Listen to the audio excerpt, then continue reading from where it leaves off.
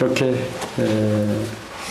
하나님의 말씀을 같이 나눌 수 있도록 인도하시고 또 2박 3일 동안 함께 나눌 수 있도록 또 은혜를 주셔서 하나님의 이름으로 감사를 드립니다. 먼저 하나님의 말씀을 보도록 하겠습니다.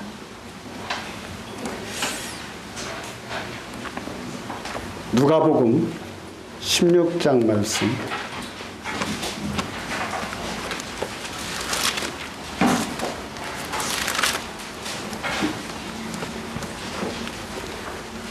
(19절로부터)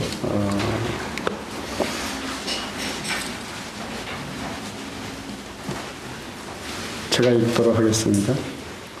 한 부자가 있어 자색 옷과 고운 베옷을 입고 날마다 호화로에 연락하는데 나사로라 이름한 한 거지가 헌대를 나르며 그 부자의 대문에 누워 부자의 상에서 떨어지는 것으로 배불리리 하며 심지어 개들이 와서 그 헌대를 핥더라. 이에 그 거지가 죽어 천사들에게 받들려 아브라함의 품에 들어가고 부자도 죽어 장사됨에 저가 음부에서 고통 중에 눈을 들어 멀리 아브라함과 그의 품에 있는 나사로를 보고 불러 가로되 아버지 아브라함이여 나를 긍휼히 여기사 나사로를 보내어 그 손가락 끝에 물을 찍어 내 혀를 서늘케 하소서. 내가 이 불꽃 가운데서 고민하나이다. 아브라함이 가로되 예 너는 살았을 때 내 좋은 것을 받았고 나사로는 고난을 받았으니 이것을 기억하라. 이제 저는 여기서 위로를 받고 너는 고민을 받느니라. 이뿐 아니라 너희와 우리 사이에 큰 구렁이 끼어 있어 여기서 너에게 건너가고자 하되 할 수 없고 거기서 우리에게 건너올 수도 없게 하였느니라. 가로되 그러면 구하노니 아버지여 나사로를 내 아버지 집에 보내소서. 내 형제 5이 있으니 저에게 증거하게 하여 저희로 이 고통받는 곳에 오지 않게 하소서. 아브라함이 가로되 저에게 모세와 선지자들이 있으니 그들에게 드릴지니라. 가로되 그렇지 아니하니이다. 아버지 아브라함이 만일 죽은 자에게서 저에게 가는 자가 있으면 회개하리이다. 가로되 모세와 선지자들에게 듣지 아니하면 비록 죽은 자 가운데서 살아난 자가 있을지라도 권함을 받지 아니하리라 하였다 하시니라. 여기 접어놓으시고 요한복음 5장 말씀 보겠습니다.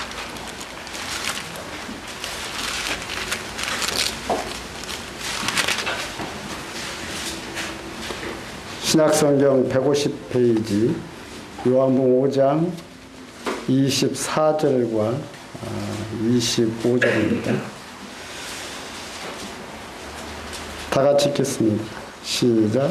내가 진실로 진실로 너에게 이르노니 내 말을 듣고 또 나 보내신 이를 믿는 자는 영생을 얻었고 심판에 이르지 아니하나니 사망에서 생명으로 옮겼느니라.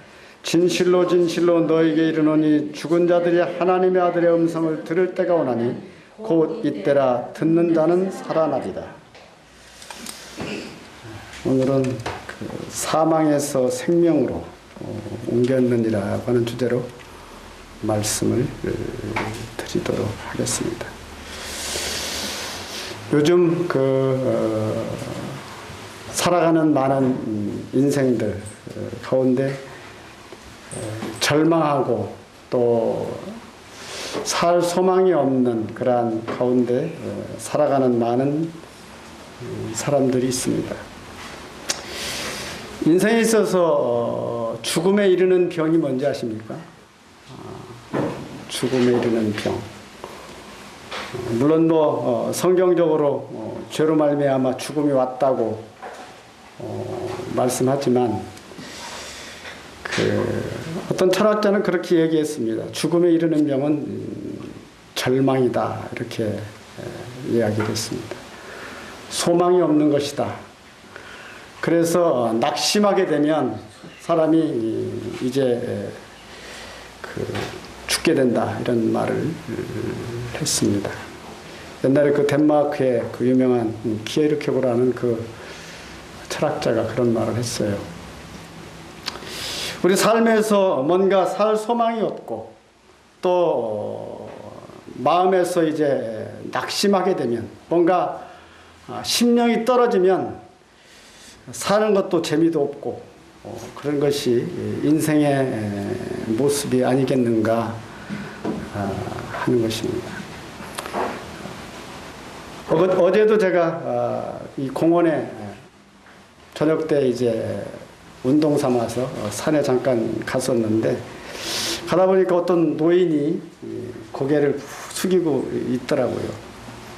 그래서 그냥 지나치기가 뭐해서 제가 물어봤어요.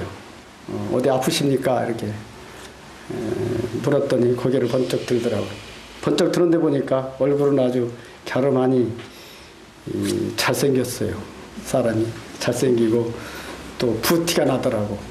살만한 그러한 사람같이 보였습니다. 어디 사십니까? 그랬더니 강남에 사신다더라고요. 근데 아마 산에 운동 삼아 오신 것 같아요. 근데 왜 그렇게 고개 숙이고 계십니까? 그랬더니 자신이 지금 암이 걸렸는데 전립선암으로 말기로 수술을 했는데 요즘 상태가 좀 안 좋아서 산에 와서 건강 삼아 운동 삼아 왔노라 이렇게 이야기를 하시더라고요. 그래서 제가 이분도 또 하나님이 부르시는 사람인가 하는 생각이 번뜩 들어서 교회 다니십니까? 이렇게 물어봤어요. 그랬더니 다닌대요. 얼마나 다니셨느냐? 그랬더니 오래 다녔는데 나는 그냥 우리 집사람이 아주 진짜 신앙인이고 자기는 들러리라고 아주 겸손한 말을 하시더라고요. 그러시냐고. 근데 얼마나 더 사실 것 같습니까? 그랬더니 그건 잘 모르겠대요. 모르겠는데 자기는 항암 치료도 받지 않고 그래서 어쩌면 온몸에 다 번졌을 수도 있다 이렇게 이야기를 하시더라고요. 그러냐고. 근데 사람이 왜 무엇을 두려워하는지 아십니까? 내가 물어봤더니 이분이 하는 말이 아무 말도 안 하시더라고요. 사람은 이 죽음을 참 두려워하는 것입니다. 그래서 죽음을 준비되지 않으면 마음에 두려움을 갖게 되는 것이다. 그러면서 그에게 이제 성경에 있는 말씀들을 좀 잠시 나눴는데 이분은 보니까 그런 게 별로 관심이 없고 어떻게 하면 좀 병이 좀 나을 수 있을까 이런 관심이 더 많은 것 같았어요. 그래서 제가 말씀드리기를 인생이 70이요 강건하면 80이라도 그 연수의 자랑은 수고와 슬픔뿐이며 신속히 간다고 이렇게 말씀드리면서 이 영원이라는 걸 아십니까? 영원부터 영원까지 우리가 생각할 때 우리 인생의 삶이라고 하는 지극히 짧은 찰나를 살아가는 것인데 이 찰나를 살아가는 것이 앞으로 100년을 더 살든지 30년을 더 살든지 아니면 1000년의 갑절을 다 산다 할지라도 그 시간이라고 하는 개념의 그 가치가 얼마나 되겠는가 라는 점에 대해서 조금 말씀을 드렸습니다. 지나간 시간을 한번 생각해 보십시오. 그분은 이제 70평생 정도 사는 분이에요. 그래서 70평생의 삶을 되돌아보실 때 얼마나 길었습니까? 이렇게 물었더니 순식간에 지났대요. 그럼 앞으로 만약 30년을 더 산다면 30년은 세월은 얼마나 길 것 같습니까? 그랬더니 그분이야말로 30년은 먼 나라 이야기가 들릴 수도 있지만 글쎄요, 순식간에 지나갈 것 같지 않는가. 사실 이 영원이라고 하는 것, 우리는 어쩌면 우리 인생의 삶에 대해서 저도 그렇게 오래 살진 않았지만 우리 인생의 삶을 지나간 걸 보면 일순간에 시편 90편에 있는 말씀과 같이 지나간 어젯밤의 한 경전과 같이 일순간에 지나간 우리의 삶을 우리는 너무 애달파하고 슬퍼하고 또 그것에 대해서 마음에 두는 것이 아닌가라고 하는 점에 대해서 생각해 보는 것입니다. 말씀처럼 참 우리의 인생의 길이에 대해서 70이요 강건하면 80이라도 그 연수의 자랑은 수고와 슬픔. 사실 만나서 대화하고 나누는 게 뭡니까? 그저 옛날에 내가 이렇게 수고했다. 뭐 이런 일을 했다. 또 그때 정말 슬펐다. 뭐 이런 얘기들 아닙니까? 수고와 슬픔이 자랑입니다. 제가 몇 년 전에도 우리 동네 그 놀이터에 저희 어머니가 이제 소천하고 안 계십니다만은 그 놀이터에 이제 잘 가셨으니까 82세에 소천하셨어요. 놀이터에 제가 이제 가끔 어머니 모시러 이제 가보면 노인들끼리 대화를 나누고 있어요. 할머니들끼리 보면 대화를 나누시는데 보면은 저 무슨 대화를 나누시나 하고 귀 기울여서 가만히 들었다 보면 무슨 얘기를 하시냐면 주로 자기 그 며느리 자랑, 아들 자랑, 손주 자랑, 뭐 또 옛날에 내가 이렇게 해서 고생했다는 거. 근데 두 분이 서로 대화라는 게 주고받는 대화가 아니에요. 이쪽 A라는 할머니는 자기 손자 얘기하고 B라는 할머니는 자기 그 며느리 얘기하고 있어. 둘이 같이 얘기해, 동시에. 사람들이 다른 사람의 말을 잘 듣지 않습니다. 원래 우리는 누구하고 대화를 나눌 때도 보면 대화를 하지만 저 사람한테 내가 충분히 얘기했다고 하지만 그 사람은 자세히 아무 말 않고 들어준다 할지라도 50%를 다 듣지 않습니다. 근데 보니까 이 두 노인 할머니들이 둘이 대화를 나누는데 보면 자기 얘기만 서로 하고서 저 밥 먹으라고 그러면 이제 식사하시라 하니까 나 또 이따 식사하고 다시 만납시다 하면서 또 이제 둘이 헤어져요. 아마 어쩌면 여기 있는 모친들 가운데서도 그러는 분들이 혹시 계시지 않나 생각이 들어집니다. 다 자기 얘기를 하는 거예요. 근데 그러한 슬픈 인생의 삶 가운데서 지나고 나면 어젯밤에 한 경장과 같이 신속히 지나가는 우리들의 인생.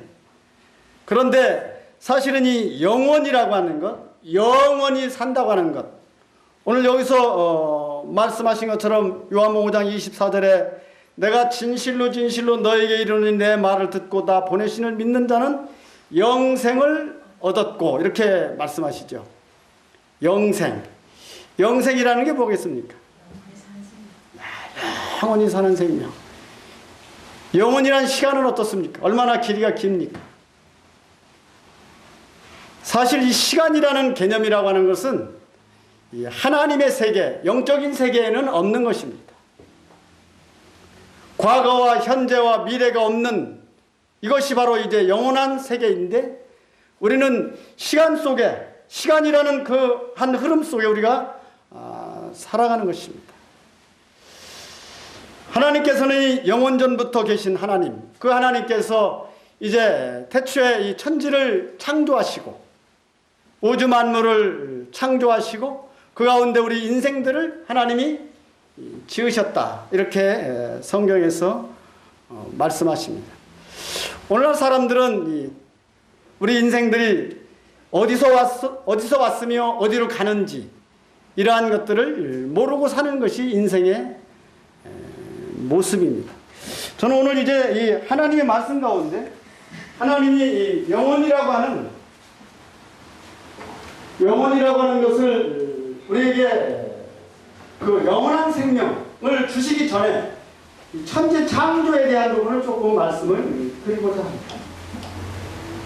보면 이 성경을 주로 경이라고 하는 것, 이 경이라고 하는 것은요, 영혼을 갈구하는 책. 물론 성경 그러면 하나님의 말씀을 말씀하십니다. 영혼을 갈구하는 책을 경이라 이렇게 붙여주셨어요. 세상 사람 붙이고 있습니다. 근데 이 성경이 물론 왜 하나님의 말씀이냐? 물론 성경을 기록한 기록자들은 약 40여 명이 되지만 40여 명이 1600년이란 긴 세월을 통해서 기록했습니다. 디모데후서 3장에 보면 성경은 하나님의 감동으로 된 것으로 책망 사랑과 교훈과 바르게 함과 의로 교훈하기에 유익하다.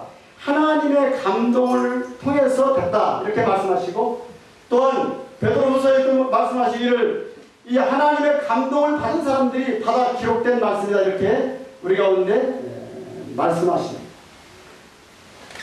그래서 이 태초에 하나님이 천지, 하늘과 땅을 창조하셨다고 말씀하십니다. 그런데 이 천지를 창조한 이 하나님의 말씀, 창세기를 누가 기록했느냐? 누가 기록했는지 아시죠? 모세가 기록했어요. 그 모세는 3,500년 전 사람입니다. 3,500년 사람이 이 구약성경인 모세오경을 다 기록했다고 우리가 알고 있습니다. 근데 그 가운데 창세기는 태초 하나님이 천지를 창조하시니라. 땅이 혼돈하고 공허하며 흑암이 깊음 위에 있고 하나님의 신은 수면 위에 운행하셨느니라. 하나님이 가라사대 빛이 있으라며 빛이 있었고 저녁이 되니 아침이 되니는 첫째 날이니라. 이렇게 말씀하십니다. 근데요, 3,500년 전에 기록한 이 모세가 어떻게 창조를 알고 창조를 보고 그걸 기록했느냐는 것입니다. 그렇죠? 인류의 역사를, 우리는 성경적으로 인류의 역사를 한 6,000년을 생각합니다. 물론 뭐 세상에서 배운 지식은 뭐 몇십만 년 전, 몇만 년 전 이렇게 말하지만 실제적인 이 역사를 쭉 거슬러 올라가 보면 그 정도밖에 안 됩니다. 성경에 기록된 아담의 나이와 또 이제 그 이후에 노아의 나이와 또 아브라함과 또 이제 그 이후에 우리 주 예수 그리스도가 오신 그 위에 모든 그 연대를 정해보면 6,000년 정도 되는 것입니다.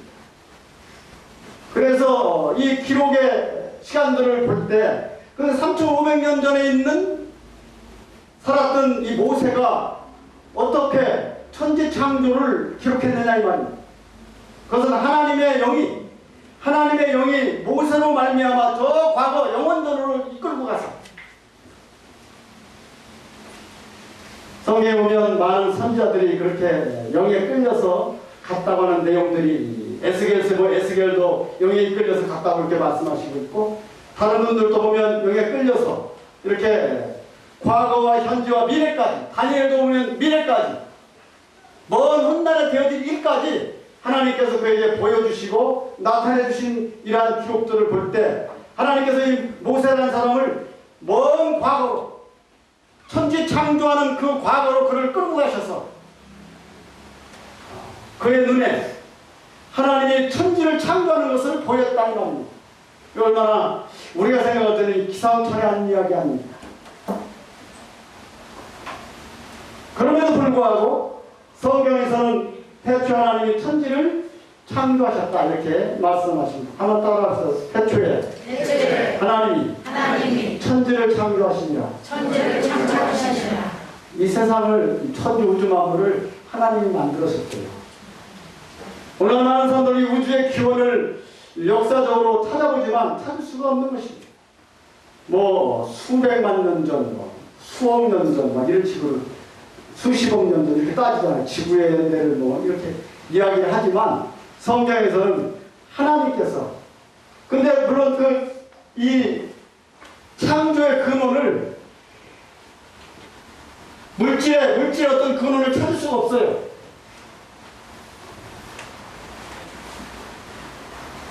어떤 학문들은 어떤 근원을 찾아가지만 실제적으로 물리학에서 어떤 근원을 찾아가지만 실제적인 근원은 찾지 못합니다.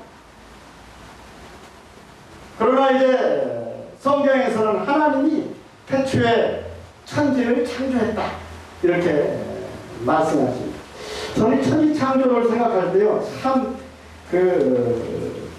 마음에 놀라운 생각이 들어집니다. 어떻게 하나님이 그와 같이 천지, 하늘과 땅을 창조하셨다.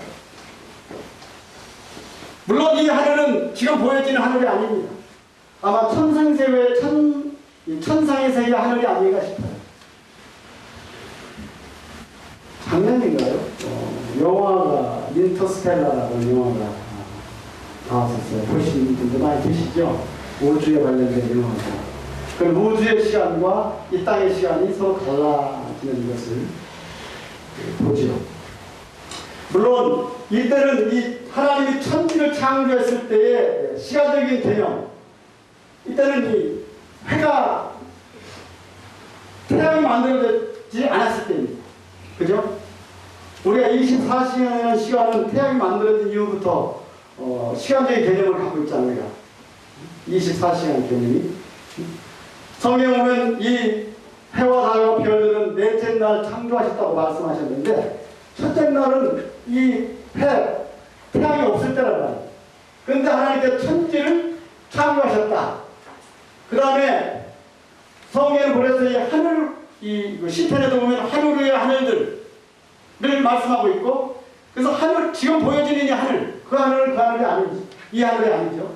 태초 하나님이 천지를 창조하시고, 그 다음에 이제 성경에 보니까 창세기 1장에 보니까 땅이 혼돈하고 공허하며, 이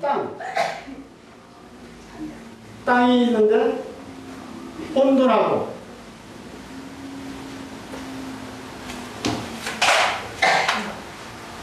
공허하며 흑암이 있었다 이렇게 말씀합니다.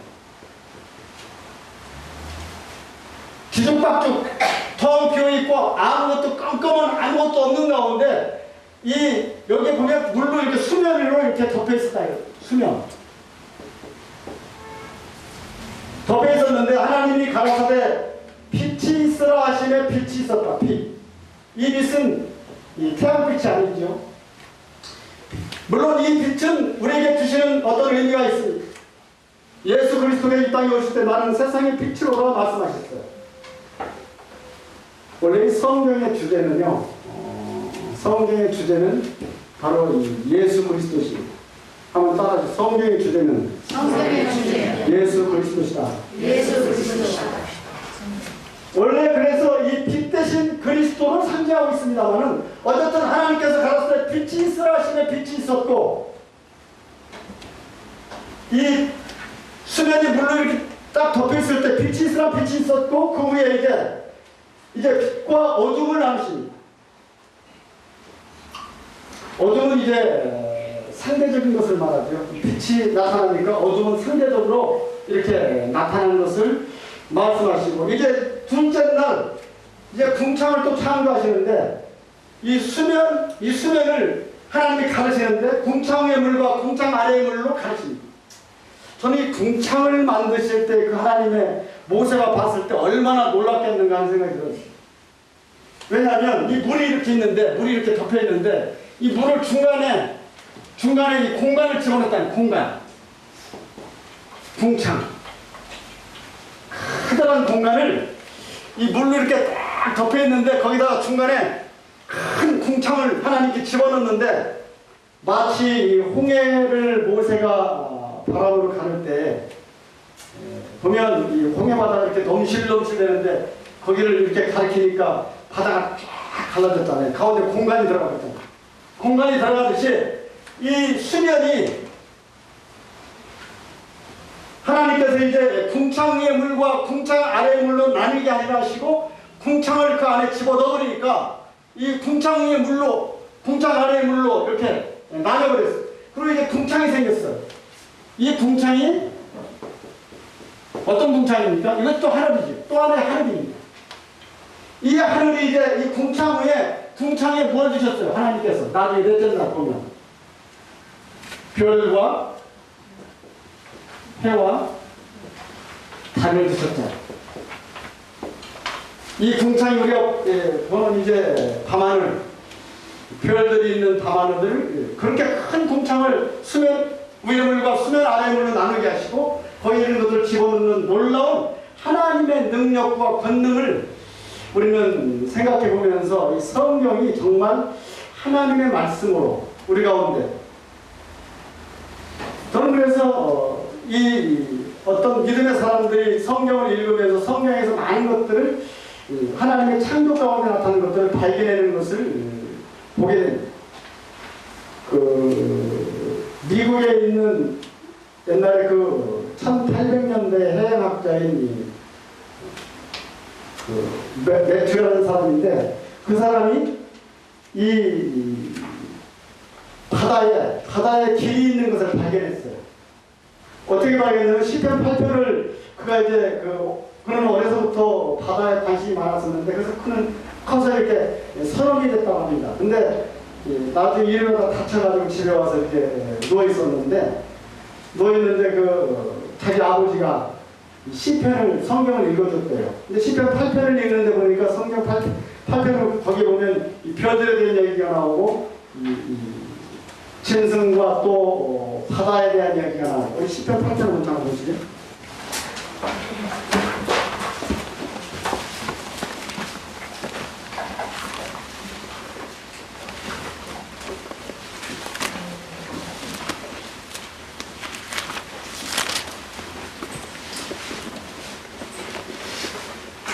시편 8편 1절 여호와 우리 주여 주의 이름이 온 땅에 어찌 그리 아름다운지요 주의 영광을 하늘 위에 두셨나이다. 주의 대적을 인하여 어린아이와 젖먹이 입으로 말미암아 권능을 세우시며 이는 원수와 보수자로 잠잠케 하려 하심이니이다. 주의 손가락으로 만드신 주의 하늘과 주의 베풀어 두신 달과 별들을 내가 보니 사람이 무엇이간데 주께서 저를 생각하시며 인자가 무엇이간데 주께서 저를 권고하시나이까. 저를 천사보다 조금 못하게 하시고 영화와 존귀로 관을 씌우셨나이다. 주의 손으로 만드신 것을 다스리게 하시고 만물을 그 발 아래 두셨으니 곧 모든 우양과 들짐승이며 공중의 새와 바다의 어족과 해로에 다니는 것이니이다. 여호와 우리 주여 주의 이름이 온 땅이 어찌 그리 아름다운지요. 여기 보니까 특별히 7절에서 곧 모든 우양과 들짐승이며 공중의 새와 바다의 어족과 해로에 다니는 것이다. 이 해로, 그 사람은 이제 바다에 관심이 많았던 사람이었기 때문에 해로란 말에 귀가 번뜩했어요. 아, 바다에 해로, 이 물길이 있구나, 바닷길이 있구나, 이걸 그가 알았어요. 이 말씀이, 왜냐면 말씀을 진리로 알았기 때문에 성경 하나님 말씀의 기록에 보니까 해로가 있구나, 바다가 길이 있구나. 그래서 그가 바닷길을 연구하기 시작했어요. 유명한, 그래서 해양학자가 됐는데, 실제적으로 성경에서 이와 같이 오늘날 많은 사람들이 그 삶에서 당하고 있는 것은 뭐냐면 사람의 그러한 존재, 특별히 세상에는 참된 진리가 있느냐, 그리고 이러한 것들을 통해서 무엇이 행복한 것이며 무엇이 삶의 참된 것인가를 알고자 하지만 알 수 없는 그런 인간들의 마음. 그러나 이 성경에서만이 이러한 답을 얻을 수 있다고 하는 것입니다.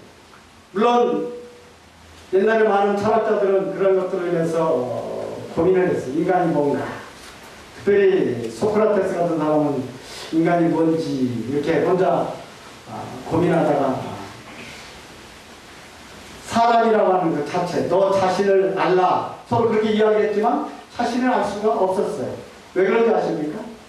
하나님은, 사람들은 이 창조의 근본, 인간이 어디로부터 왔는지, 만물은 어디로부터 생겼는지, 이러한 부분들에 대해서 학문적으로 연구를 하지만 그 근원을 찾지 못하지만, 그러나 이제 하나님의 말씀에 근거해서 찾게 될 때 저야만이 비로소 그 근본을 찾을 수 있기 때문입니다. 근데 오늘날 사람들은, 이제 하나님 없는 사람들은 이제 그 인문학이라고 해가지고 인간에게 그 근본을 두고 뭔가를 찾아가지만 근본을 찾을 수가 없어요. 그래서 많은 사람들이 사람을 자신이 누구인지도 모르는, 내 마음이 어디서 왔으면 어떻게 생각하고 있는지 자기 마음도 모른다 하는 것입니다. 그 유명한 서울대학 어떤 그 심리학자가, 교수가 그런 얘기를 했대지요. 내 마음 나도 몰라. 우리 성도님들, 이 가운데 계신 분들은 자기 마음 자기가 아십니까? 내 마음 나도 몰라. 요즘은 내 마음도 내가 몰라가지고 다들 고민하고 있습니다. 왜 자기 마음을 못 찾느냐? 기준점이 없기 때문입니다. 기준점. 기준이 없기 때문에. 그러나 이제 이 성경으로 돌아가면 하나님의 말씀, 하나님이 창조하시고 하나님이 지으시고 하나님의 만물 가운데 나타내 주시고 우리를 주신 하나님의 그 기준점으로 찾아가면, 그러니까 이 사람에게 기준을 잡으면 사람은 흔들리기 때문에, 옛날에 소크라테스가 진짜 그 사람 찾았다고 해서 그 사람이 기준이 되나 싶어서 보면 그 사람도 아니고, 또 뭐 공자기가 싶어 찾아보면 그 사람도 아니고, 그러나 하나님의 말씀으로 우리가 돌아가게 될 때, 아, 우리 인간이 내가 어디서 왔으면 나는 어디로 가고 있고, 내가 누구이며, 또 우리는 장래 어떤 것을 만나게 될 것이며, 이런 것들을 알 수 있게 된다 이 말이에요. 그래서 근본을 찾아가는 것이 하나님의 말씀으로 우리가 가게 될 때 그 가운데서 찾을 수 있게 된다 그 말입니다. 오늘 그래서 여기 이제 말씀 가운데 요한복음 5장 24절에 영생에 관련된 말씀을 우리에게 말씀하시죠. 그렇다면 이 영생이라는 게 뭐냐 하는 것입니다. 영생이 뭔가? 영생이 뭐라고 생각하십니까? 영원히 사는 것?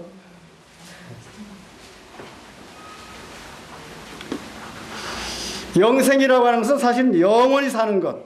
물론 죽지 않고 영원히 이제 우리가 하나님 앞에서 살아가는 것을 말하는 것이죠. 그러면 사망이 뭐냐? 여기 보니까 내가 진실로 너에게 이르노니 내 말을 듣고 또 나 보내신 믿는 자는 영생을 얻었고 심판에 이르지 아니하니 사망에서 생명으로 옮겼다. 이 사망. 죽어서 망했다 이 말이죠. 죽어서 망했다. 인생은 다 한 번 죽습니다. 한 번 죽는 것은 사람에게 정하신 것이요 거기는 심판이 있다 말씀하셨어요. 한번 따라서 한 번 죽는 것은 사람에게 정하신 것이요 그 외에는 심판이 있으리라. 인생은 이제 다 죽음이 있다는 것입니다. 죽음의 의미, 이 사망은 죽어서 망했다는 것인데 왜 망했느냐? 죽어서 죽음 후에 영원한 지옥에 가기 때문입니다. 심판받아서 영원한 지옥에 가기 때문에 죽어서 망했다는 것입니다. 어떤 사람은 죽음은 끝나는 걸로 알아요. 죽음은 끝나는 게 아니에요. 이 성경에서 말하는 죽음은 세 가지가 있습니다. 첫 번째로는 이 육체의 죽음이 있습니다. 다시 말하면 영혼과 육체, 몸이 분리를 일어나는 것입니다. 영혼과 몸이 분리. 몸은 이 영혼을 담는, 육체는 영혼을 담는 그릇에 불과하다는 말입니다. 그릇. 이 그릇이 이제 쓰다 보면 70년이고 80년이고 쓰다 보면 이제 그릇이 망가지니까 낡아지니까 이 영혼을 담고 있는 그릇이 망가지니까 이제 영혼과 육체가 분리를 되는 거예요. 얼마 전에 또 제가 알고 있는 한 성도님이 이 세상을 떠났어요. 그분도 70세인데 아주 건강하셨어요. 건강하셨는데 갑자기 진단 나왔는데 간암 말기라고 했었어요. 근데 뭐 건강 그때까지 일하고 있었어요. 근데 3개월 만에 세상을 떴는데 참 이 육체가 몸이 망가지려고 그러니까 순식간에 망가지더라고요. 그래서 이제 지금은 하늘나라에 가셨겠죠. 이와 같이 이 몸과 영혼이 또 제가 엊그제 또 그 한 가족들 어느 한 형제님이 자기 가족들 부모님이 이제 연세가 80 가까이 돼갔는데 이제 기력도 떨어지고 기억력도 점점 쇠하해지고 그러니까 복음을 전해야 되겠다 해가지고 그 아들이 성도인데 하나님 앞에 기도하다가 기발한 그 아이디어를 생각해냈어요. 그 뭐냐면 부모님을 여행시켜드려야 되겠다. 그래가지고 자기 부모님한테 아버지 어머니 내가 이제 여행을 시켜드릴 테니까 여행 갑시다. 근데 혼자만 가지 말고 우리 가족들 다 갑시다. 비용은 내가 다 될 테니까 그러니까 이 부모님이 신이 났어요. 왜냐하면 아들이 서울에 와서 출세해가지고 돈 벌어서 자기들을 여행시켜줄 뿐만 아니라 자기 가족들을 전부 여행을 시켜주겠다고 하니까, 그러면서 부모님한테 얘기를 했더니 부모님이 그러면 작은아버지도 불러라, 작은어머니도 불러라, 이모도 불러라, 고모도 불러라, 막 가족들을 다 불렀어요. 13명을 불렀어요. 13명을. 13명을 이제 우등버스를 빌려가지고 2박 3일 동안 여행을 갔어요. 여행을 어디로 갔느냐? 저 여수로에서 남원으로 해가지고 이제 갈 때 그냥 가지 않고 부모님한테 한 가지 약속을 했어요. 어머니 아버지가 그 대신 아침 저녁으로 제가 교회에서 목사님 한번 모시고 갈 테니까 아침 저녁으로 말씀을 들으셔야 됩니다. 이게 이제 계약 조건이었어요. 부모님은 그 아들이 그래도 온 가족을 다 여행을 공짜로 시켜주겠다고 하니까 이제 가족들한테는 그런 소리 한마디도 안 하고 당연히 우리 아들이 여행 시켜준대, 다들 와라. 그래서 다 불렀어. 불러가지고 이제 가면서 이제 저를 또 불렀어요. 와서 좀 복음 좀 전해달라고. 저하고 성도님들 몇 명이 해가지고 6명이 같이 동승, 19명이 동승을 했어요. 19명이 2박 3일 동안 먹고 자고 같이 돌아다녔어요. 그러면서 이제 복음을 전했는데 부모님들이 구원받았어요. 500만 원 들었대요. 500만 원 투자해서 부모님이 구원받았어요. 이 가운데 계신 분들 가운데 혹시 가족들을 이와 같이 복음으로 요즘 다들 복음을 안 들으려고 그러잖아요. 근데 자기 아버지가 이러다가는 지옥 갈 것 같으니까 아들이 생각할 때, 그럼 제가 그 아버지한테, 이 아버지는 또 한학자야. 이 한문을 잘하시더라고요. 유학자야. 그래가지고 또 조상을 그렇게 열심히 섬기시더만. 그래서 제가 그 아버지한테 집중적으로 좀 말씀을 좀 드렸죠. 제사 문제 얘기했어요. 저희 장인도 제사를 오랫동안 지내시다가 제가 어느 날 물어봤어요. 그 복음을 계속 전했더니 어느 날 말씀드려서 제사 그걸 계속 지내시겠어요? 물어봤어요. 그랬더니 머리를 만지시더니 금년만 하고서 그냥 하려고 그러더라고요. 왜냐면 예수를 믿고 나니까 또 보니까 보아하니 사위, 아들, 또 딸 모두가 다 교회 다니지. 이제 당신이 돌아가시면 제사를 안 지낼 것 같거든. 그러니까 이제 내가 지내봤자 이거 나 때까지밖에 안 지내는데 그냥 올해만 그냥 기념으로 한번 하고 말란다. 그러더니 안 지내시더라고. 그런데 이 양반은 제가 말씀드렸어요. 그 얘기하면서 이제 늙고 이제는 점점 기운도 사라져가는데 예수 믿으셔야지. 아들 믿는 예수님 믿고 천국 가셔야지. 그거 계속해서 고집하시려냐고. 막 들이댔더니 이제 안 하겠다고 이번에 그러시더라고. 안 하겠다고. 구원받았어. 그러고 나서 구원받았어. 그러면서 이 육체, 이 영혼, 몸은 낡아지니까 이 영혼이 육체 속에서 있다가 몸이 낡아지니까 더 이상 이 집에 거할 수 없으니까 어딘가로 가야 되지 않겠느냐 이 말이에요. 근데 영혼은 죽지 않는다 이 말이에요. 여러분 마음이라는 거 있죠. 마음이 늙어요 안 늙어요? 네? 안 늙어요. 여기 연세 제일 많이 드신 분한테 물어봐.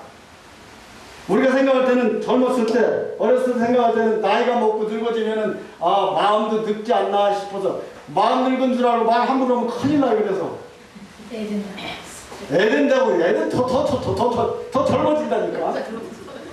더 젊어져. 애 된다는 말이 있어요. 그래서 이 늙은 어른들한테는요, 먹는 거, 여행하는 거, 구경하는 거, 이런 거, 아이고, 이제 늙었으니까 구원받아도 되지 않는 생각이 천만에. 이제 적당히 사셨으니까 죽을 때가 됐다고. 아니라니까. 그런 말은 큰일 나요.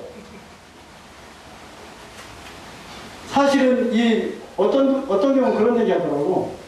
요즘은 나이 먹으면 양로원들 가시잖아요. 양로원들 보내시가지고 이제 아이고 죽을 때가 됐으니까 거기 가서 죽으시라고 이렇게 그러더라고요. 제가 그랬어요. 저번에도 여러 장로들 보여서 얘기하면서 아니 지금 병들어서 누워있는 분이나 저기 길거리 걸어다니는 분이나 삶에 대한 애착은 둘 다 똑같다. 이제 누워있어 병 들었으니까 죽을 때가 됐으니까 죽을 때가 됐죠 이렇게 얘기하지 절대 하지 말라. 사람의 이 마음에는 늙지 않는 거거든요. 늙지 않는다는 것은 이 영혼은 죽지 않는다는 걸 말합니다. 다만 우리가 시간과 공간, 이 시간적인 제한을 받는 것은 몸속에 갇혀 있을 때만, 몸은 시간과 공간의 제약을 받기 때문에 몸에 있을 때만 시간과 공간의 제약이 있는 것이지 이 몸을 분리해서 떠날 때는 영혼은 아닌 것입니다. 성경에서는 그래서 이 영혼에 대해서 말씀하시기를 우리의 영은 하늘로부터 왔으므로 하늘로 올라가고 짐승의 혼은 땅으로 내려가는 줄을 누가 알랴. 이것을 이 신우사를 알게 하려고 다시 그를 데려올 자가 누가 있겠느냐. 죽은 사람한테 다시 가가지고 다시 데려올 수 있겠느냐 이 말이에요. 이것을 알려고. 우리 전도서 3장을 보시죠.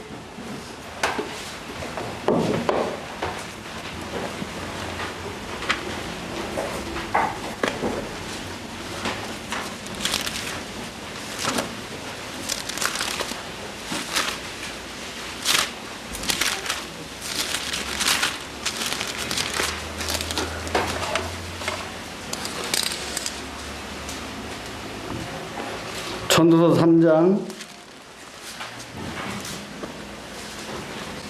19절 말씀. 인생에게 임하는 일이 짐승에게도 임하나니 둘에게 임하는 일이 일반이라 다 동일한 호흡이 있어 이에 죽음같이 저도 죽으니 사람이 짐승보다 뛰어남이 없으면 모든 것이 헛됨이로다. 다 흙으로 말미암았으므로 다 흙으로 돌아가나니 다 한 곳으로 가거니와 인생의 혼은 위로 올라가고 짐승의 혼은 아래 곧 땅으로 내려가는 줄을 누가 알랴. 그러므로 내 속에는 사람이 자기 일에 즐거워하는 것보다 나은 것이 없나니 이는 그의 분복이라. 그의 신우사를 보게 하려고 저를 도로 데려올 자가 누구이랴. 요즘 개정개혁은 신우사를 뭐라고 번역했는지 모르겠는데 여기서는 이 신우사라는 게 뭐냐면 죽은 후에 사건을 보게 하려고 살려낼 자가 누구이겠느냐 이 말입니다.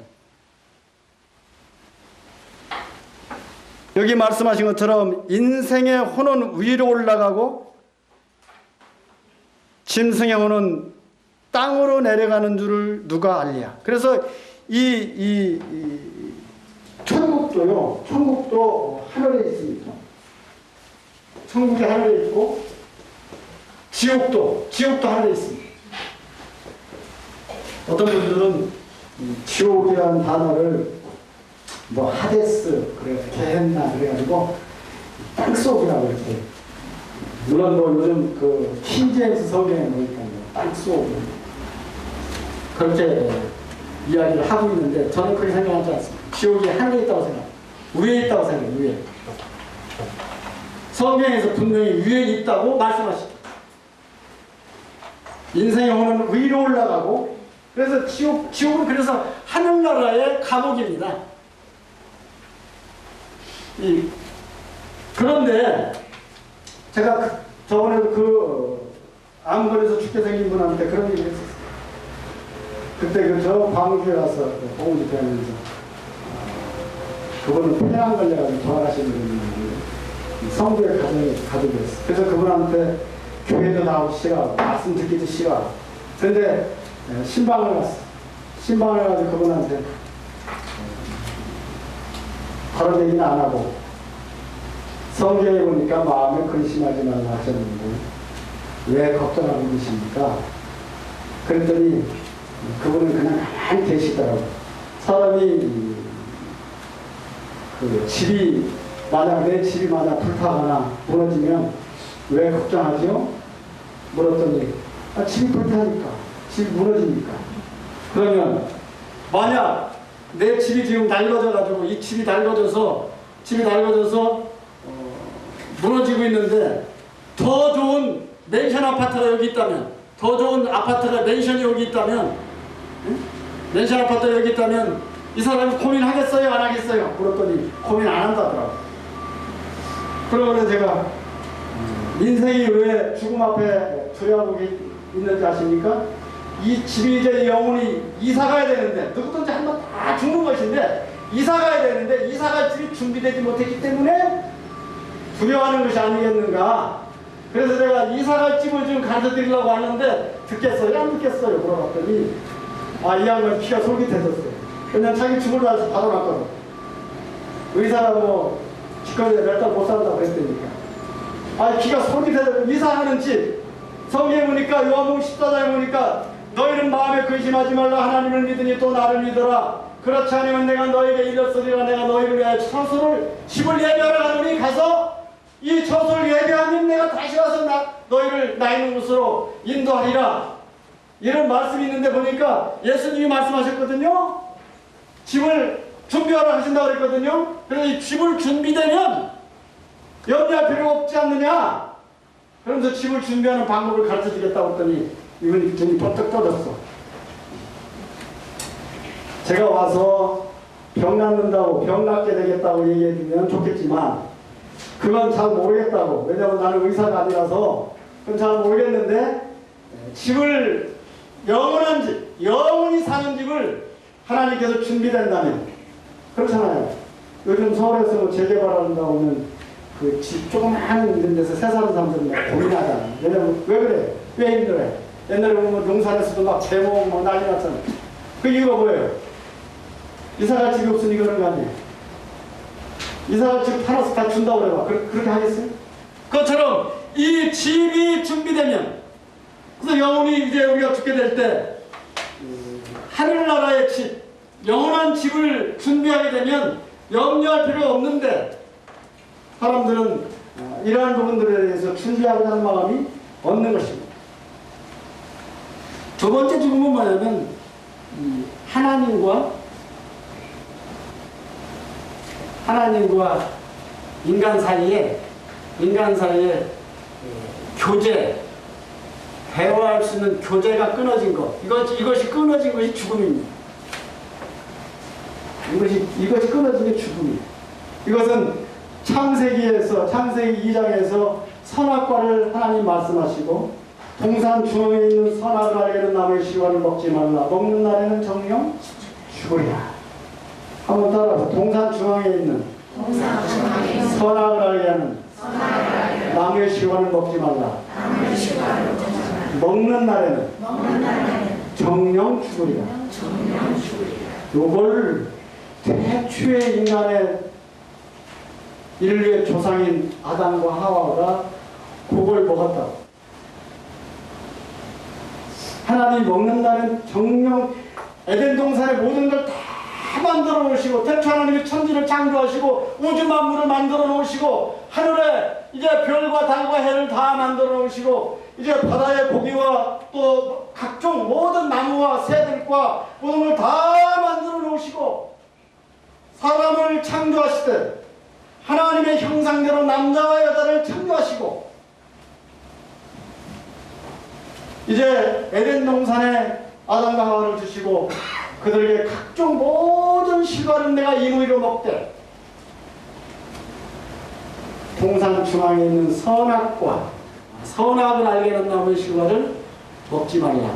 하나님은 왜 선악과를 만들어놓고 이거 먹지 말라고 했나? 이것도 또 많은 사람들이 질문이 많죠. 왜 만들어 놓겠어요? 네? 왜 만들어 놓겠어요? 물론 뭐 여러 가지로 우리가 생각해 볼 수 있겠지만 하나님 마음이요. 하나님 마음이요. 우리는 하나님을 향해서요. 왜 그거 만들어 놓고 왜 먹게 해가지고 그렇게 했느냐고 이렇게 따질 만한 인간의 권리가 있어요? 없어요? 없는 거예요. 인간에 그런 권리가 없어요. 근데 사람들은 이 하나님의 형상을 닮았기 때문에 뭔가 하나님과 같이 되고 싶은 마음도 있어요. 욕심이 있다고. 이 사단 마귀가 와가지고 그걸 뱀이라는 놈이 와가지고 이 여자를 꼬셔가지고 먹으라고 했다고. 여자가 보니까 선악을 알는 나무 씨발 보니까 먹음직도 하고 보암직도 하고 탐스럽게 할 만큼 지혜롭게 할 만큼 탐스럽기도 한 나무인지라 그 열매를 보고 따먹었다고. 영어 성경에 보니 선악과를 트리 오브 노리지를 지식에나 아는 게 좋은 게 아니야. 아는 게 참다움을 아는 하나님을 아는 거 외에 다른 거 아는 게 별로 좋은 게 아니야. 근데 선악과를 먹지 말라고 그랬는데 뱀이라는 놈이 와서 그걸 먹었다고. 그래서 이 뱀은요, 본래 뱀은 지금 뱀이 어떻게 다닙니까? 기어다니잖아요. 근데 본래 뱀은 기어다니지 않았던 것 같아요. 서서 다니는 것 같아요. 이 뱀이, 요즘 보이는 뱀이 서다니면 얼마나 그 흉측스럽겠어. 이 독사들 막 쓰다가 막 서가지고 물건 닫아줬어. 근데 옛날에 뱀은 되게 이뻤나 봐. 아주 이쁜 뱀이었던 것 같아요. 요즘도 이쁜 뱀도 있긴 있더라고. 애완뱀들도 있더라고. 이쁜 뱀도 있어요. 이거 뱀 가지고 잘 노는 친구들 보니까 또, 저는 군대 갔을 때 보니까 어떤 친구는 뱀 가지고 잘 노는데, 뱀을 비단뱀인가 뭐 하나 잡아가지고 와가지고, 자기다 이렇게 올려놓고 막 이렇게, 나한테도 올려준다고, 그랬더니, 괜찮다, 올려줘. 그래도 모르는 척 했더니 진짜 와서 기어다니더라고.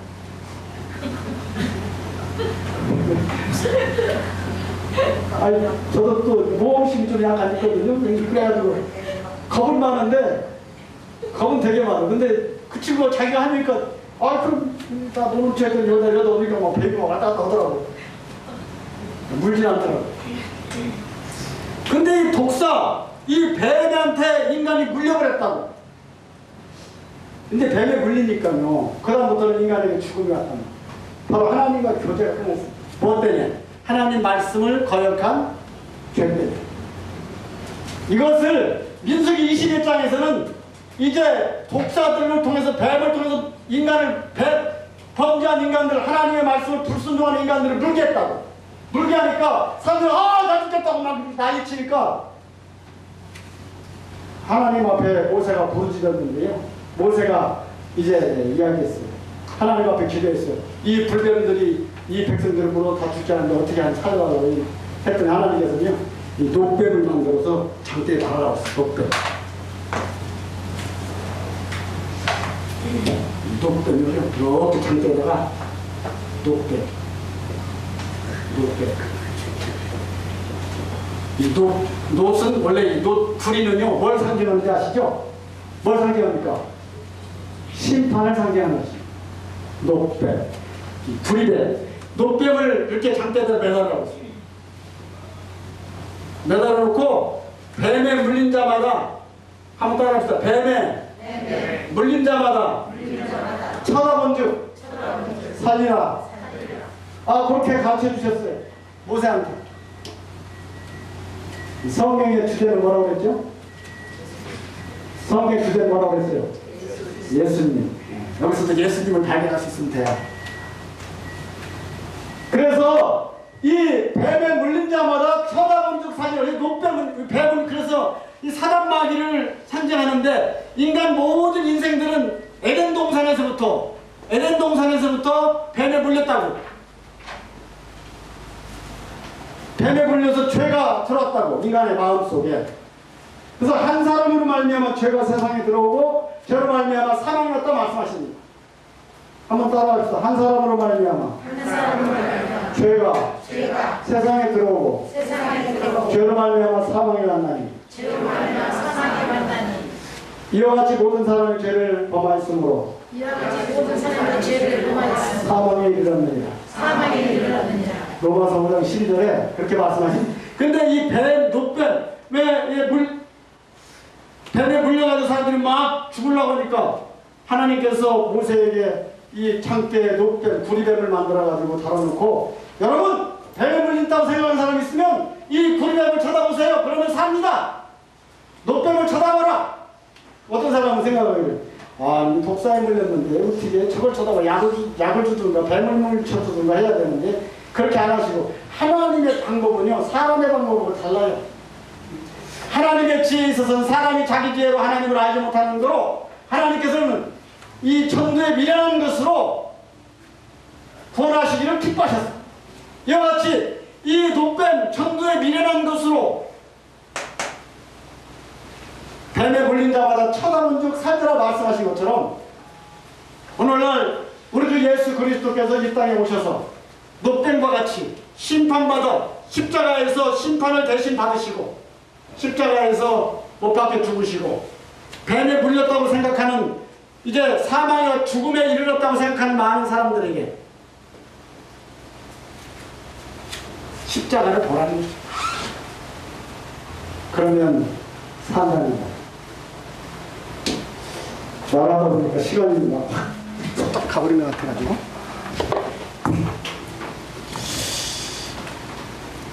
이와 같이 우리 인생의 삶에서 모든 인생들이 죄로 말미암아 사단 마귀에 물려버려 가지고 죽게 됐는데, 그때 이제 하나님을 믿는다면 영원한 생명을 살아난다는 것입니다. 우리 누가복음 16장으로 가보시죠.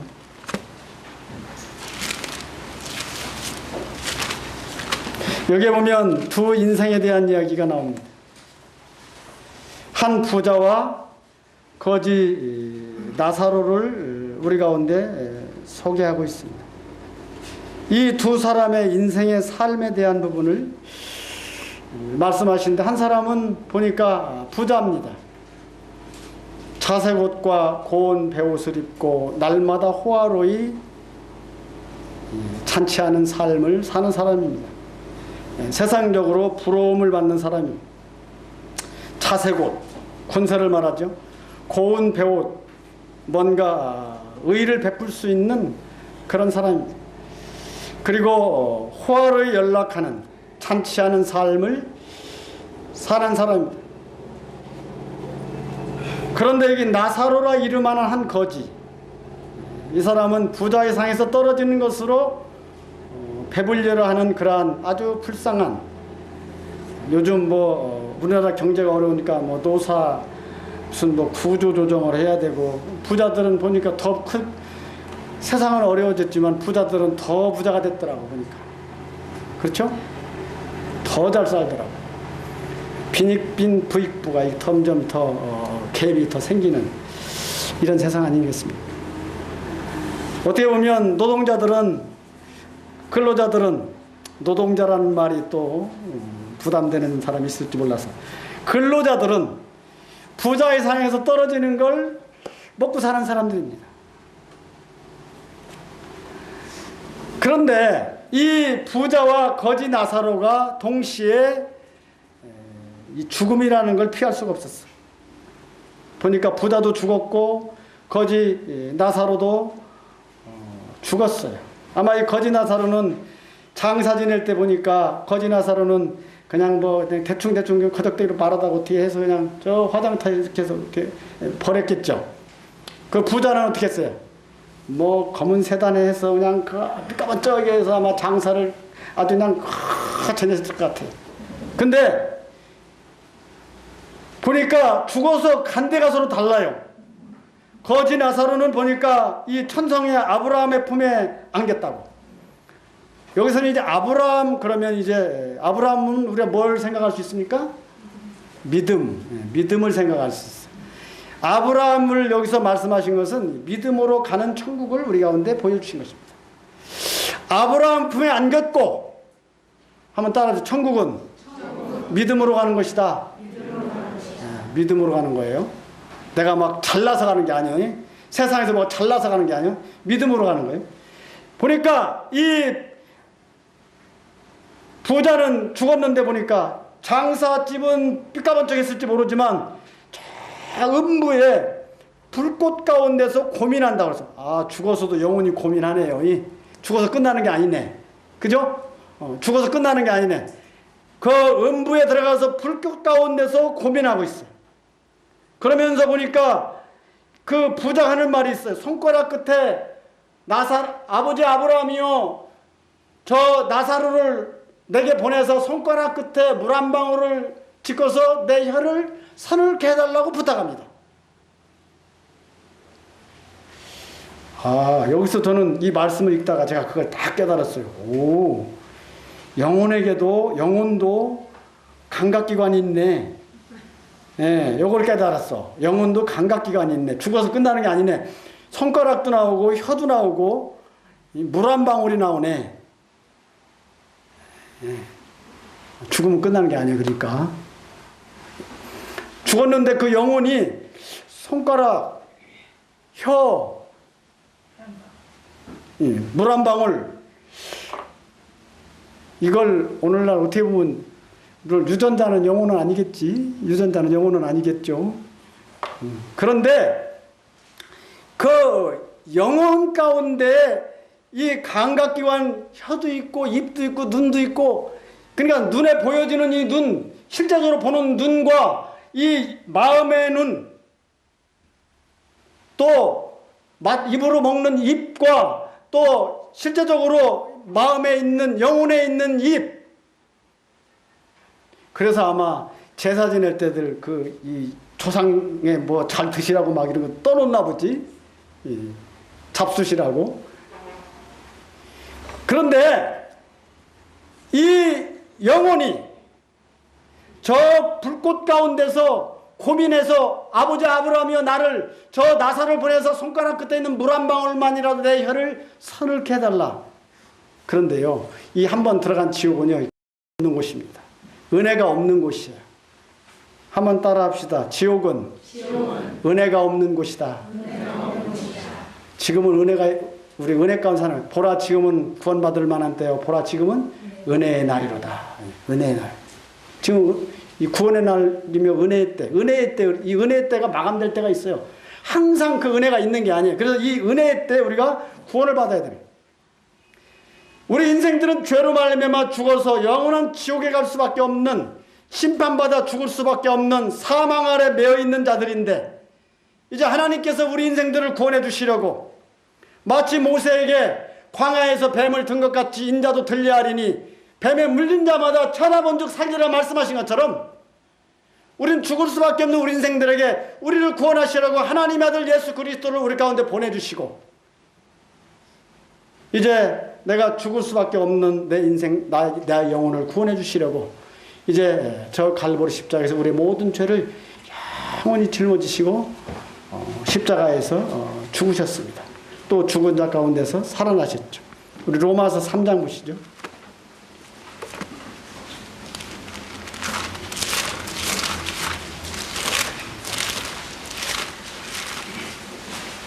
로마서 3장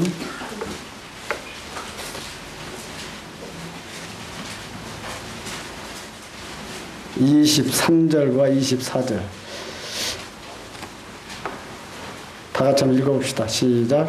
모든 사람이 죄를 범하였음에 하나님의 영광 이르지 못하더니 그리스도 예수 안에 있는 구속으로 말미암아 하나님의 은혜로 값없이 의롭다 하심을 얻은 자 되었느니라. 아멘. 예, 여기 보니까 모든 사람이 죄를 범하였음에, 우리가 다 한 사람으로 말미암아 죄가 세상에 들어오고 우리 인간은 다 죄인이 됐다는 것입니다. 죄로 말미암아 이제 하나님의 영광에 이르지 못하더니 그리스도 예수 안에 있는 구속. 옛날에는 구속이라고 번역해, 요즘은 속량이라고 됐더라고. 속량으로 말미암아. 구속이란 단어가 더 좋은 단어입니다. 속량이란 단어보다. 속량이라는 단어가 쉽긴 하지만 구속이란 단어가 더 좋은 말이에요. 피로 값주고 샀다는 뜻이야.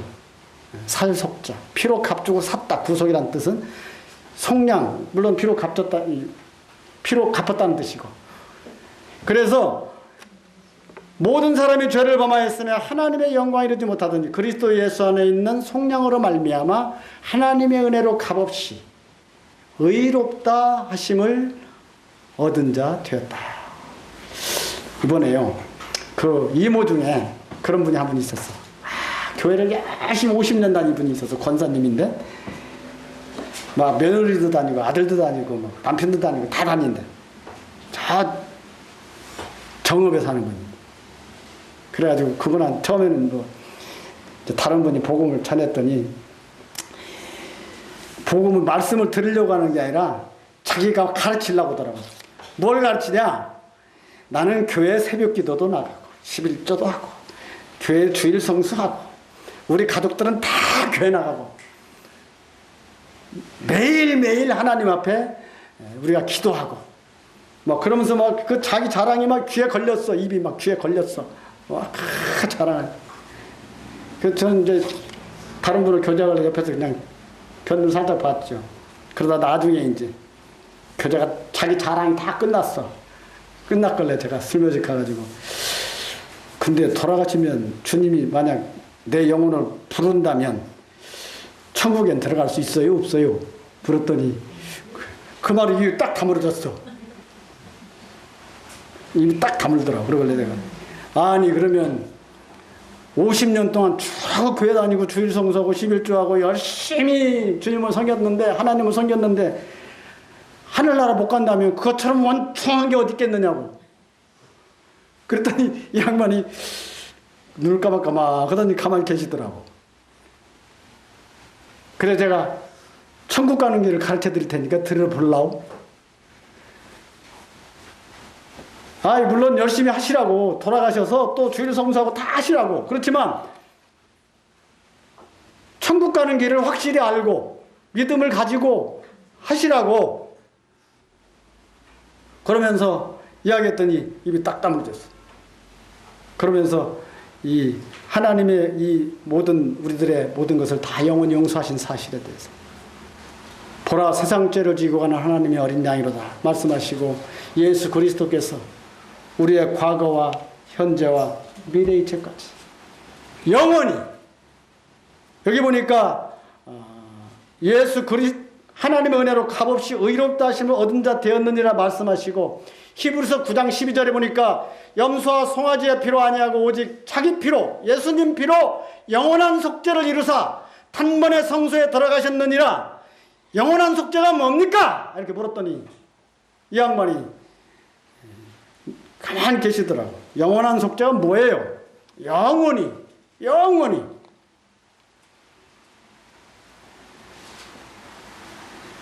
그러면서 이제 그날 너무 기뻐하셨어. 좋아하셨어. 그래가지고 너무 좋다고 막 이러시더라고.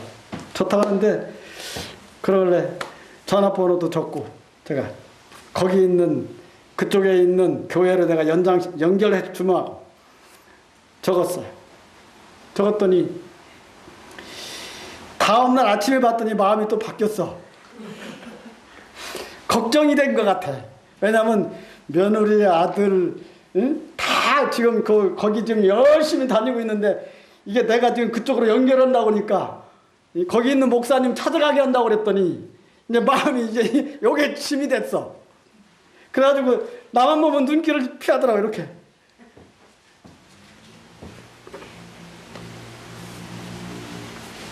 물론 다음에 또 기회가 있을 것 같아요. 제가 볼 때는. 이 사람들은요, 당장 눈앞에 있는 것을 너무 마음에 거기에 걸려 있어요. 영원한 걸 보지 못해. 멀리 보지를 못해. 우리의 시력은, 이 시력이 너무 제한되어 있어요. 영적인 시력도 그렇고 이 눈도 그렇고. 우리 눈이 시력이 얼마나 짧아요.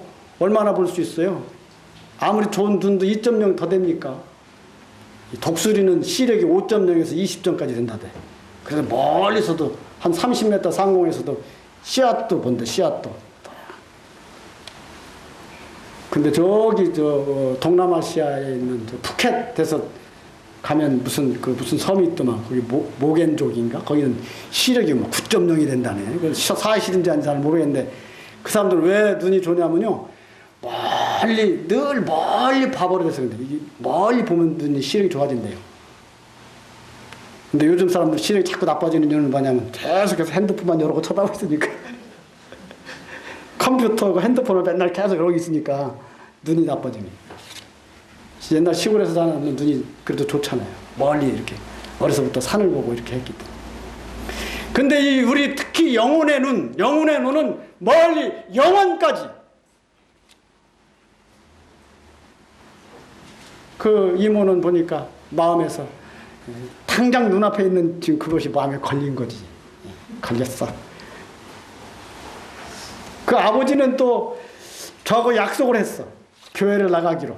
그리고 약속까지 하고 하나님 믿기로 다 결정했는데, 이제 가보니까 이게 집에 막상 갔더니 이제 그게 또 고민이 됐나 봐. 약속은 했는데, 약속은 이 양반은 한학자야. 약속하면 철저하게 지키는 양반이야. 그래서 약속을 했는데 가기는 싫어.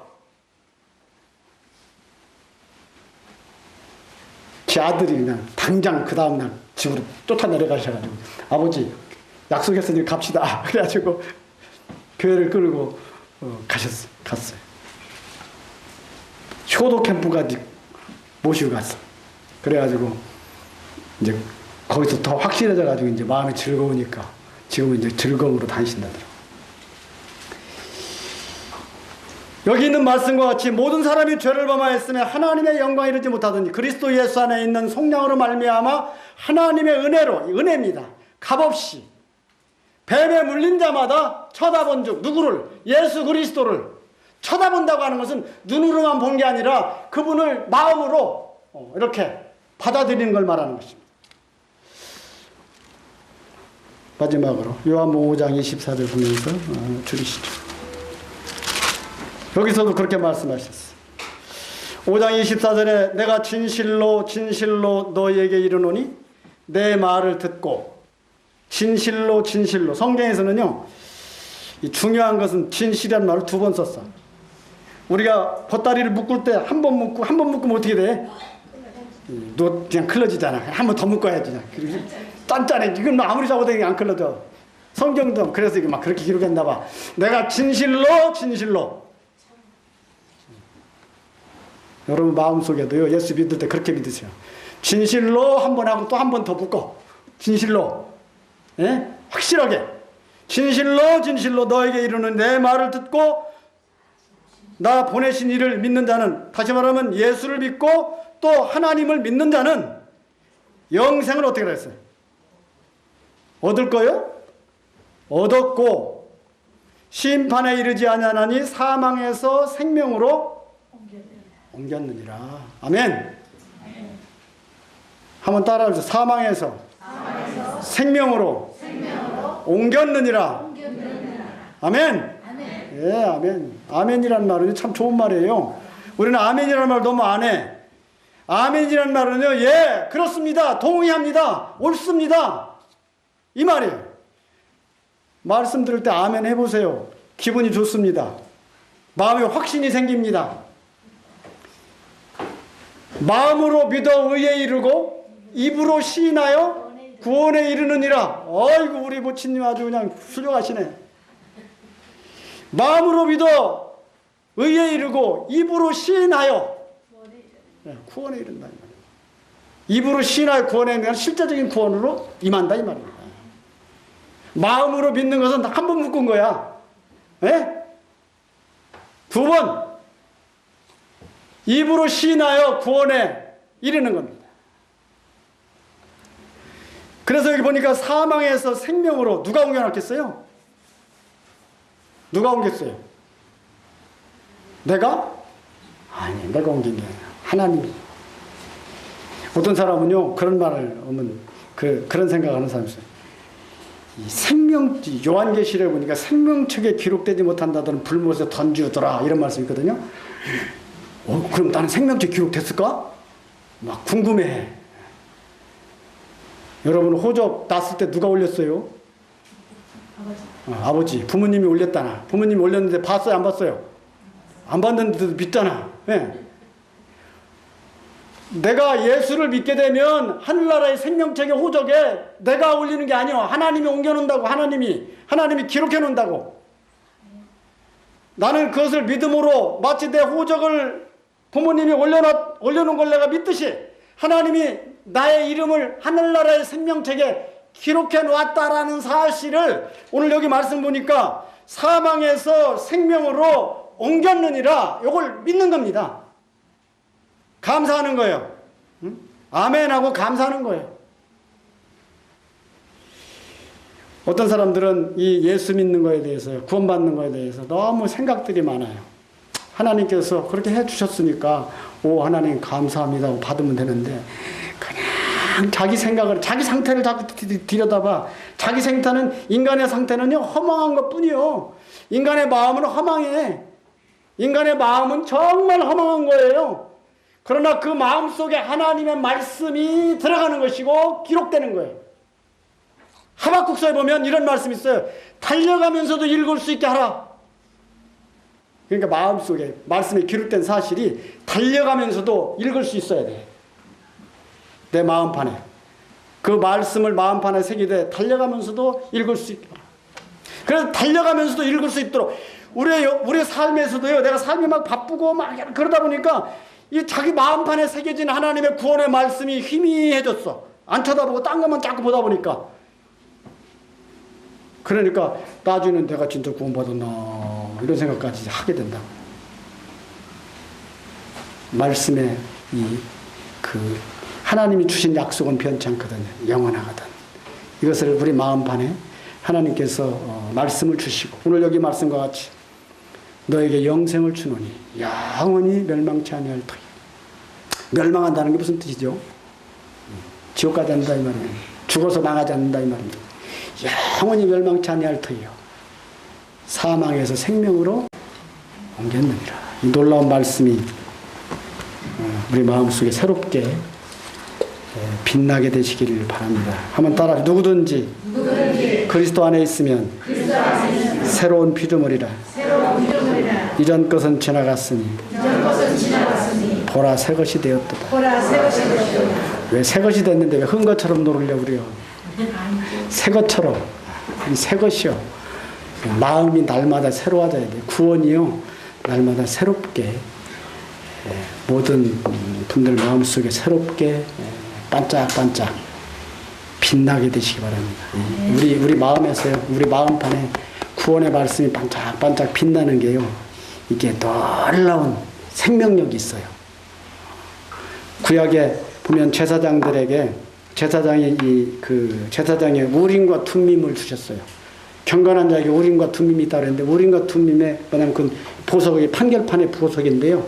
이 보석을 가슴 위에 두라고 그랬거든요. 가슴 위에. 그리고 제사장이 그 성소에 들어갈 때 하나님의 응답의 표시로 이 우림과 툼밈이 빛났다고 그래요. 이것은 오늘날 영적으로 생각해 볼 때 우리가 하나님 앞에 나가게 될 때 우리에게 주신 하나님의 우림과 툼밈과 같은 생명의 말씀이 나를 구속하신 은혜의 말씀이 내 가슴에서 반짝반짝 빛나야 되는 거예요. 아시겠습니까? 네. 예, 그 빛날 때 우리가 영적으로 난 구원받았다고 이렇게 복음도 전하게 되고 왜? 반짝반짝 빛나니까 참을 수가 이 빛을 막을 수가 없어요. 빛을 세상에 감당할 수가 없다고. 근데 이게 그냥 희미해져가지고 그냥 있으니까 그냥 그 구원 안 받은 사람처럼 산다고. 더 못하게 살 수도 있어요. 그래서 중요한 것은 하나님께서 우리에게 이런 놀라운 은혜를 주신 것을 믿음으로 사는 모든 분들이 되시기를 주의 이름으로 바랍니다.